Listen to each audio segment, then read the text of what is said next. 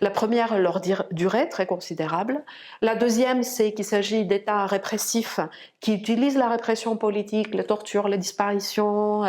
les assassinats, l'exil massif comme des outils politiques, des instruments d'exercice du pouvoir politique à part entière.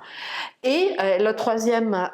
élément qui est très intéressant et qui donne à comprendre aussi l'actualité politique latino-américaine est que ce sont des régimes militaires qui ont un projet aussi de transformation, de réforme de la société. Donc ce ne sont pas des réactions contre ou pas que des réactions contre, ce sont des régimes qui portent un projet. Et ce projet en fait est très intéressant parce qu'il allie pour la première fois le libéralisme, notamment le libéralisme économique qui jusqu'alors était plutôt une idéologie progressiste,